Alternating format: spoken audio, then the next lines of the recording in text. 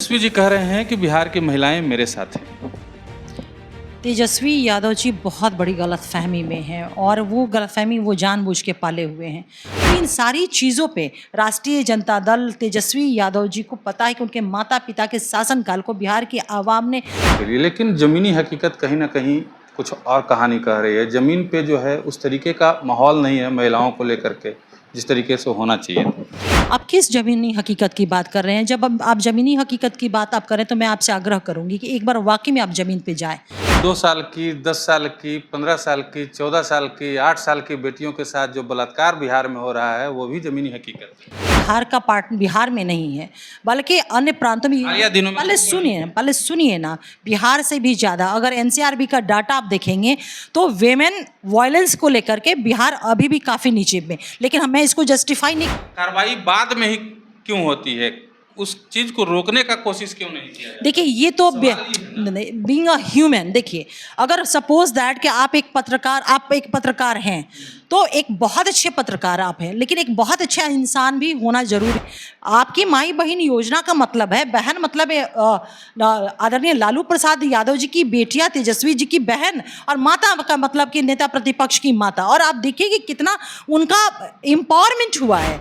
देखिए, बिहार में विधानसभा चुनाव आने वाला है। ऐसे में तमाम पार्टियां अपने सभी समीकरणों को साधने की कोशिश में जुट गई है। बात अगर आधी आबादी की करें, महिलाओं की करें, तो पक्ष और विपक्ष दोनों तरफ से महिलाओं को लुभाने का प्रयास लगातार जो है किया जा रहा है। एक तरफ नीतीश कुमार जहां कह रहे हैं कि महिलाएं जो हैं सुरक्षित हैं, बिहार में कानून व्यवस्था बेहतर है, उसको लेकर के महिला हमको वोट करेगी। वहीं दूसरी तरफ तेजस्वी यादव और कांग्रेस जैसी पार्टियां भी महिलाओं को लुभाने के तमाम प्रयास कर रही है। तेजस्वी यादव भी जो है माई बहन मान योजना का घोषणा कर चुके हैं, वहीं कांग्रेस भी माई बहन मान योजना की घोषणा कर चुकी है।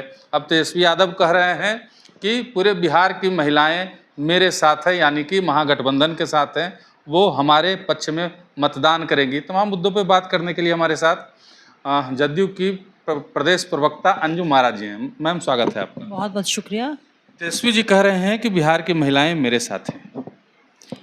तेजस्वी यादव जी बहुत बड़ी गलतफहमी में हैं और वो गलतफहमी वो जानबूझ के पाले हुए हैं।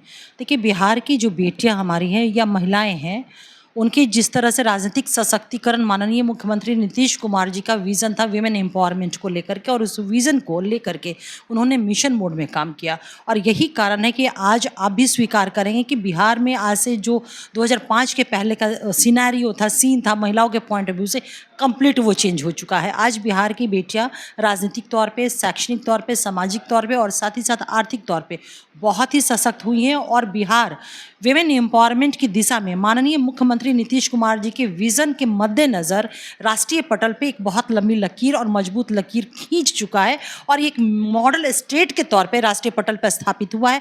बहुत सारे प्रदेशों ने हमारे इस विमेन एम्पावरमेंट के बहुत सारे ऐसे नीतियों का उन लोगों ने अनुकरण भी किया है। और यही कारण है कि उस वक्त की महामहिम राष्ट्रपति महोदया ने कहा था कि बिहार महिला सशक्तिकरण की दिशा में रोल मॉडल स्टेट है।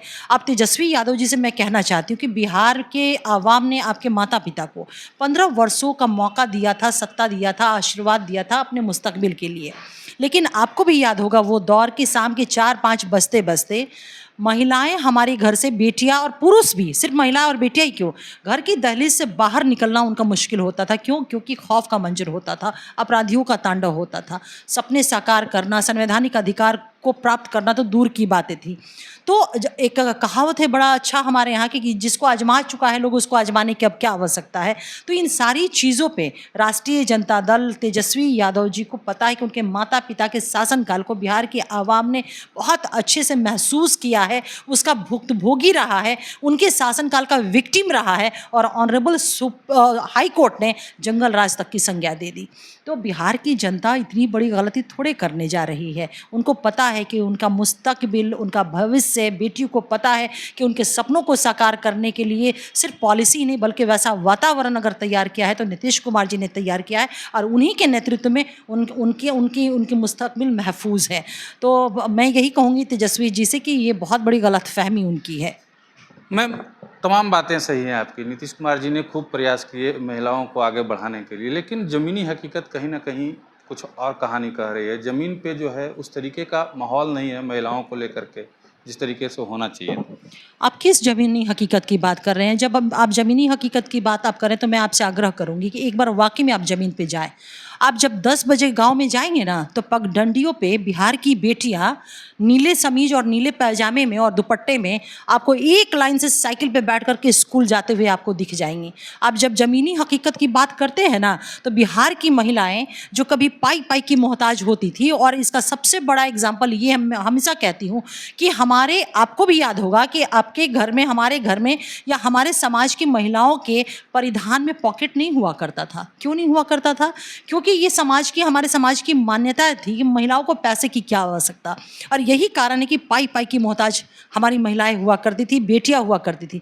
माननीय मुख्यमंत्री नीतीश कुमार जी ने 1,40,00,000 जीविका दीदियों को स्वावलंबी बनाया, आत्मनिर्भर बनाया। निर्भर नहीं बनाया, पैरासाइट नहीं किया, उन लोगों के शासनकाल की तरह सेल्फ रिलायंट महिलाओं को किया। और आज आप देख लीजिए कि वही जीविका दीदी कभी पाई-पाई की मोहताज थी, आज अपने घर की इकोनॉमी को, प्रांत की इकोनॉमी को और देश के राष्ट्रीय विकास दर को भी वो नियंत्रित कर रही, कंट्रोल कर रही हैं। ज़मीनी हकीकत ये है। ज़मीनी हकीकत ये है कि कभी आप कार्यालय में जाते होंगे तो शायद इक्का-दुक्का कोई बगावती तेवर की महिला रहती होगी कि पढ़ाई-लिखाई करके आपको कहीं किसी कुर्सी पे दिख जाती होगी। आज आप जाइएगा तो 35% का आरक्षण माननीय मुख्यमंत्री नीतीश कुमार जी का जो है ना, उससे ज़्यादा हमारी बेटियां आपको हर कार्यालय में अपने दायित्वों का निर्वहन करते हुए आपको दिख जाएंगी, बहुत गंभीरता के साथ।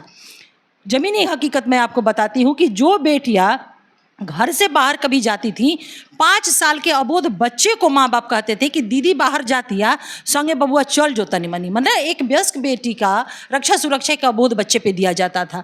आज वही बेटी हमारी ज़मीन पे, आप देखिए ज़मीनी हकीकत की जब आपने बात की है तो वर्दी पहन करके अत्याधुनिक हथियार लेकर के हमारी, आपकी और इस समाज की रक्षा सुरक्षा 24 घंटे में 24 घंटे कर रही है। ये ज़मीनी हकीकत हमारी देखिए कि आज हमारी बेटियाँ फाइटर प्लेन चला रही है, डॉक्टर है, इंजीनियर, किस सेक्टर में नहीं उन्होंने लोहा मनवाया है। और सबसे बड़ी बात, मैं इस बात को, जब रिजल्ट आया था पिछली बार बिहार जुडिशरी का, तो मैं आपको एक बता दूं कि जब मैं पढ़ाई करती थी ना, मेरा लॉ बैकग्राउंड है, तो मेरा मजले बाबा अक्सर कहता, कुछ काम कहते थे तो मैं टाल जाती थी, तो हमेशा कहते थे हाँ हाँ तू पढ़ लिख के लगा था कि बैरिस्टर और जज नू बन जेबू। लेकिन माननीय अब वो दुनिया में नहीं रहते, तो वो भी मतलब सैल्यूट करते हमारे नेता की उस नीति का कि आज जब बिहार जुडिशरी का परिणाम आता है तो बिहार की बेटियां 20 टॉपर में 16 बिहार की बेटियां होती हैं। ये ज़मीनी हकीकत है। कैसे नहीं, आपको अगर नहीं दिखा है तो मैं गुजारिश करूंगी कि आप जाइए और जा करके ये जो एक सामाजिक मौन परिवर्तन हमारे बिहार में आया है ना, उसको महसूस करिए आप। सब कुछ सही है, लेकिन 2 साल की, 10 साल की, 15 साल की, 14 साल की, 8 साल की बेटियों के साथ जो बलात्कार बिहार में हो रहा है वो भी ज़मीनी हकीकत है। देखिए एक चीज़ बड़ा कटु सत्य है। कटु सत्य ये है कि अगर आप इन घटनाओं की जो चर्चा करें कि सिर्फ बिहार का पार्ट बिहार में नहीं है, बल्कि अन्य प्रांतों में, हालिया दिनों में पहले सुनिए ना, बिहार से भी ज़्यादा अगर एनसीआरबी का डाटा आप देखेंगे तो वेमेन वायलेंस को लेकर के बिहार अभी भी काफ़ी नीचे में। लेकिन मैं इसको जस्टिफाई नहीं कर रही हूँ। अगर मैं ये कह रही हूँ तो इसका पर्पस मेरा ये नहीं है कि हम अपने आप को जस्टिफाई करें। अपराध हर सभ्य समाज के लिए एक बड़ी चुनौती है, प्रशासन के लिए, सरकार के लिए चुनौती है, हमारी भी वो चुनौतियाँ है। लेकिन जब हम कहते हैं कि यहाँ कानून का राज है, इसका स्पष्ट तात्पर्य ये होता है कि अगर किसी ने भी कानून को खंडित करने का अपराध किया है तो हमारा कानून, हमारी पुलिसिंग, हमारा एडमिनिस्ट्रेशन बिना किसी सत्ता के हस्तक्षेप के फ्री हो करके उनके विरुद्ध कार्रवाई करे और करती रही है। और हम लोगों ने चुनौती हम हमेशा देते हैं कि एक भी ऐसा मामला, एक भी ऐसा केस आप ला करके दे दीजिए आप, जिसमें ये साबित हो जाए कि सत्ता का या पुलिसिंग का इसमें, शासन का इसमें इंटरफेरेंस रहा है। ये वो दौर नहीं है जब अपराध और अपराधियों को नियंत्रित उस वक्त के सीएम हाउस से हुआ करता था। और ये कोई हम नहीं, उन्हीं के रिश्तेदार, उन्हीं के अपने खून ब्लड रिलेशन के लोगों ने कहा है कि वहाँ से सारी चीज़ों का नियंत्रण होता था। तो अपराध वाकई में एक सब सोसाइटी के लिए, सरकार के लिए चुनौती है, और हम लोग बतौर चुनौती लिए भी हुए।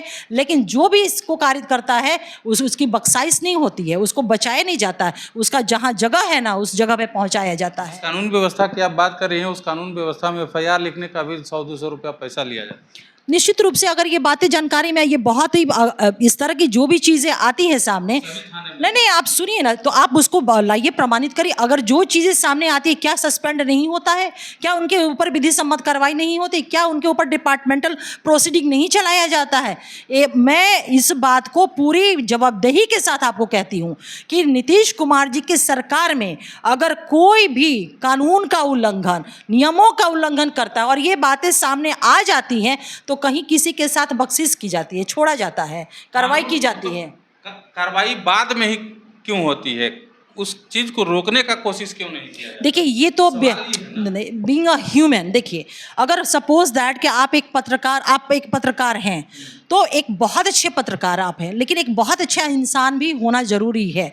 Being a citizen of India, अगर हम कोई राइट क्लेम करते हैं, और करना भी चाहिए, राइट क्लेम करना हमारा फंडामेंटल राइट है, तो हमारे उसी कॉन्स्टिट्यूशन में फंडामेंटल ड्यूटी भी है। तो being a citizen of India, being a government official, being a police officials, ये हमारा फंडामेंटल ड्यूटी बन जाता है कि उन आचरणों को हम फॉलो करें। नहीं करते तो ये मेरा निजी, एक तरह से मैं कहूँगी कि डिटोरिएशन है, एक निजी मेरे अंदर ये कमी है, और इस कमी को दुरुस्त करता है फिर वही नियम, कानून, प्रोसीडिंग और एक्शन और सारी कार्रवाई जो हमारी सरकार में होती रहती है, बातें जब संज्ञान में आती हैं तो। चलिए, बहुत लंबा हो जाएगा, लेकिन आप ये मानती हैं कुल मिला के कि महिलाएं आपके साथ हैं, विधानसभा चुनाव में महिलाएं आपको वोट करेंगी? देखिए मैं एक चीज़ कहूँगी कि बिहार की जो बेटियों की आवाज़ है ना, एक दौर था जब बिहार मतलब बेटियां और समाज कहता था कि, और बेटियां महिलाएं कहती थी कि अगले जन्म वह बिटिया ना कीजिए, क्योंकि बिहार में उस तरह का माहौल वातावरण था। आज बिहार की बेटी कहती है कि मुझे हर जन्म बिहार की ही बिटिया कीजिए। ये बहुत बड़ी बात है।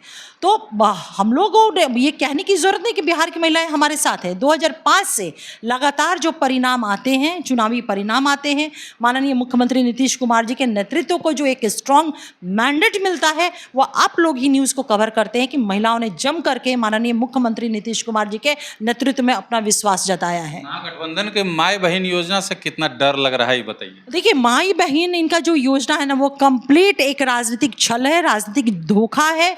मैं वही फिर कहूँगी कि इनकी माता जी तो बिहार की मुख्यमंत्री रही है ना, जब अपने शासनकाल में वो बिहार की बेटियों को और महिलाओं को उनका अधिकार सुनिश्चित तो दूर की चीज़ है, उन्होंने इस दिशा में कभी सोचा ही नहीं, तो बिहार की बेटियों को अब आजमाने की ज़रूरत नहीं है।